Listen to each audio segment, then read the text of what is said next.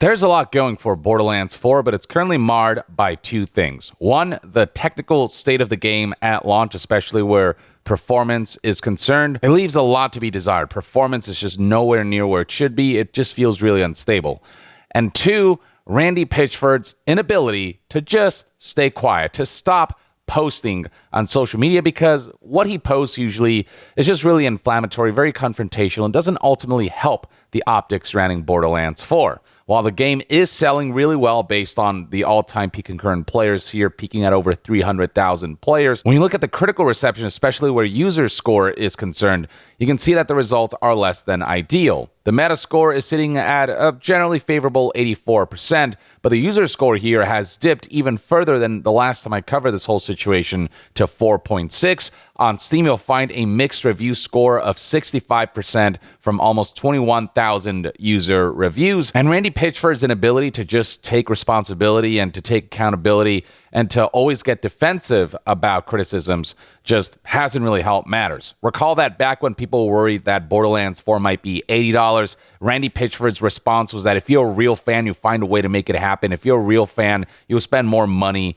than you should. And then when it comes to performance issues, he's basically blaming everyone else. He's blaming people for not using the right settings, for being 4K stubborn, that this is a premium game for premium gamers, despite the fact that even on the most premium hardware with 5090s and whatnot, the game still struggles to run smoothly. And this is something that outlets like Digital Foundry have already looked at. There's a whole section right here dedicated to Borderlands 4 and how it suffers when it comes to PC performance. You've got an editor from PC Gamer right here saying that even on a monster RTX 5090 rig, the game just struggles to run smoothly and consistently. Here we have one more from Tech Radar that says that even though the game struggles to run on an RTX 5090, Borderlands 4 maker says your old PC hardware is to blame for the game's poor performance. And looking at Randy's own tweets, he claimed that if you tweak the settings right, then even on 3 and 4-year-old hardware, you can run this game at 120 frames per second plus, which is something that a lot of people have just not found to be the case. Randy Pitchford calls people who want to play at 4K resolution, which is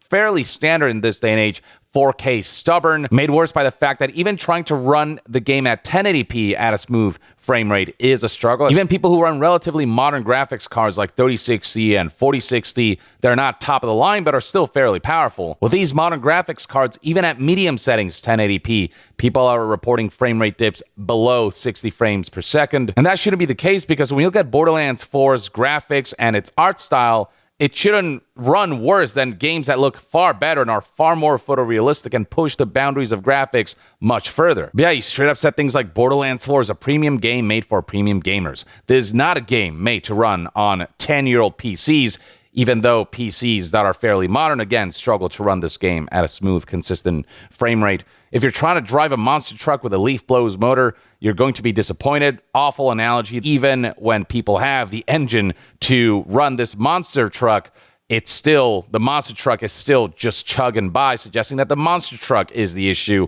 and not the motor that people are using. And then he comes here and says, if you discover your system can't run the game well by accident or wishful thinking and or don't want to try to mess with settings to make things good enough for you, please use the refund feature on Steam rather than have a subpar experience. And then when somebody else suggested to make the game look good without relying on AI upscaling, Randy Pitchford straight up attacked him by saying, code your own engine and show us how it's done, please. And he just doesn't admit any wrongdoing. He insists that the game is pretty damn optimal. Please accept that the game is doing a lot and running pretty optimally. And then he makes excuses like this is not a competitive first-person shooter, but it is a first-person shooter where there's a lot of action happening on screen, where that responsiveness and just ensuring that frame rates are consistent so that the gameplay experience is smooth and responsive, all that's really important to an experience specifically like this. And he said right here, if you're so attached to the idea that DLSS is bad for your game experience because of something you saw or read on the internet, I am sorry. Just like, again, very sarcastic, very defensive, and just not evoking good optics for the title. And then it gets worse, because now we're discovering that it's not just PC that has issues running the game smoothly and consistently. We're also discovering that on consoles, people are discovering an issue where the more they play Borderlands 4 on their respective console, the worse the performance becomes over time. And while there's no confirmation of this, a lot of people are suspecting that it might have to do with some kind of massive memory leak issue, as Synth Potato suggests here. And he highlights right here how Borderlands 4 on PS5 and Xbox, it's just the performance is not where it should be. You're looking at 30 to 40 frames per second gameplay, about 2 hours of having the game on, sometimes sub 30 frames per second. And this is on the best possible console at the moment, being the PlayStation 5 Pro. This optimization is a disaster. I'm pretty sure Elder Scrolls had a similar issue. Like I remember when Skyrim launched on PS3 or something, and it had an issue where the more you played the game, the less stable it would become because of just all of the technical mishaps surrounding that whole cobbled together engine. And with Borderlands 4, it would seem as though whatever lack of optimization there is resulting in significant performance issues that Randy Pitchford himself has admitted is the case, saying, quote, known issue of performance dropping on PS5 Pro after several hours of continuous play.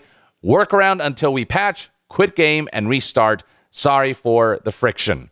Except it's not just friction, it's, again, the game not being fully optimal, which is something that Randy refuses to admit. People want to run a game that, again, looks not as good as some of the best-looking games out there that do run at 4K with the latest hardware. They want Borderlands 4 to run just as good, if not better, than those kinds of games, because that is an apt expectation to have, especially for a first-person shooter experience. Now, Randy implies here that this issue is specifically for PlayStation 5 Pro, but in the responses here, you can see that this seems to be an issue across every platform. So Nick right here says PC has this issue as well, memory leak. I hope it's being looked into. Here's somebody else saying that even on normal PS5, when they play this game continuously for too long, they can see slowdowns. And then for this individual specifically, he says that even if I restart the game, the textures won't load. But yeah, plenty of people reporting that even on base PlayStation 5, they're seeing this issue. Somebody else, Bob, saying this is on base PS5 as well. And then there's some folks out here commenting on playing this game on Xbox and experiencing something similar. So right here we have Steven saying that it happens on Xbox Series X as well, based on their experience, Xbox 2. So just about every platform is being called out for having this particular issue. This happens on Xbox, tested on Series X performance, starts at 60 FPS, 2 to 3 hours later feels like 30, especially after a bunch of world boss multiplayer kills. And that is an issue because a lot of people want to play a game like Borderlands 4 for hours on end, especially given that it has like multiplayer cooperative features that paves the road to, entire days of gameplay.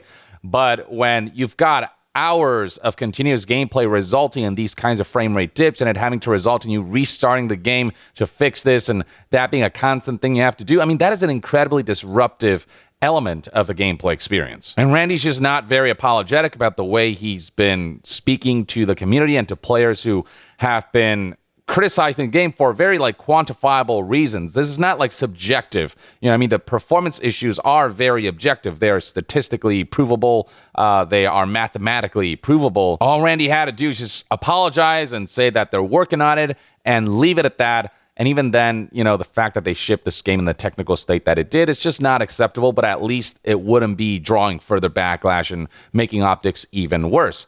And then Randy, tries to garner some sympathy by coming on and essentially putting on blast some of the emails that he's been getting. And look, emails like these are completely unacceptable. Any level of non-constructive, really shitty and depraved kind of harassment that is directed at anyone is not something that should be ever tolerated or something that should be condoned. These kinds of people just offer nothing useful except malice and are engaging in a way that is just full-on psychopathic. I'm not going to read this fan mail, but you can read for yourself right here. It's pretty awful. But the thing about Randy calling all this out is that he's not garnering a lot of sympathy because of the way he himself has been addressing fans and players and community members who have been expressing their discontent at some of the aspects of Borderlands 4 that are worth criticizing. So, you got Epic NG right here saying, please just stop tweeting, dude. You made a tweet defending the game when you should have just let your great dev team do their work. It's fine, though. We all have bad takes, but you keep doubling down and giving grifters more opportunity to trash the franchise. Don't do that. I couldn't have put it better myself. All of the developers are hard at work, and Randy is just sabotaging Borderlands 4's efforts by just not putting his phone down and stopping all of the posts that just don't help with optics because of the confrontational nature of his communication style. And there are folks who have been expressing similar sentiments about how they don't feel that much sympathy because of the way Randy has been engaging. That doesn't mean he deserves to be sent email like this. But given Randy's lack of empathy and the way he speaks sometimes, it's hard for people to feel sympathetic about this situation. So Baked Grizz, for example, said, listen, man, just chill and step away from social media. You're becoming your own worst enemy, all because your ego is leading the charge instead of your intellect. Obviously, this sort of hate is awful, but you have to quit spitting in the faces of your fans and the consumer. You have repeatedly put your shortcomings onto your fans, such as your original $80 price tag that you then responded to with true Borderlands fans will pay for it, and now you're blaming fans for your poorly optimized shader system. You aren't pushing the boundaries graphically, so you shouldn't be performing this poorly on higher-end system. Yeah, and that's kind of what Randy has done. He doesn't take accountability, kind of puts it all on everyone else. Everyone else is doing it wrong, and him and his team did everything right. And that kind of attitude, especially when we've seen so many games that have come out on all platforms and have run just phenomenally and, have been polished to a sheen and that look better than Borderlands 4, for Randy to get defensive and act like, this game is running optimally and all these things, and then trying to garner sympathy, it's just not a strategy that will work. It's just not a winning strategy. And this is all on top of people's complaints that there are no FOV settings on consoles, and Randy Pitchford providing this weird excuse that FOV settings might affect fairness, even though the PC version of the game has an FOV slider, but the console versions didn't ship with that. And it just logically, I don't know what Randy's quite trying to say here, and everyone's confused as to why the console versions don't have an FOV slider. So just so many technical issues and a Randy issue that is marring what is ultimately still a good looter shooter game. Borderlands 4, a lot of people in terms of just looking at the game for what it is, sans the performance issues, there is a really good Borderlands game here. You can tell that the devs put a lot of time, work, effort, and love into this. But the game not being delayed to ensure that the devs can cook more on it, to ensure that it ships in the most polished state possible, and Randy Pitchford just going on, social media rants and just communicating in ways that highlight a lack of humility and just any lack of being able to just accept that issues exist and just work on them instead of trying to blame things on the community or put the onus of the issues of Borderlands 4 on the community. All of that does do a lot of damage to the PR surrounding Borderlands 4 and the franchise as a whole. So Randy, just acknowledge the issues, work on them. It really isn't a complicated thing what you got to do here. And next time, don't repeat history and ensure that Borderlands 5 or whatever comes out in a state that is adequate to the quality standards people expect when you charge, $70 to $80 for a game, for a premium game, as you call it. Or at the very least, that's one man's take. Let me know in the comments below what your thoughts and opinions are on the current Borderlands 4 situation with the rough launch, the rough technical state and performance, and Randy Pitchford's social media posts. And to be further updated on all things gaming news, reviews, and discussions, stay tuned right here on Young Yeah. I'll see you guys next time. Young out.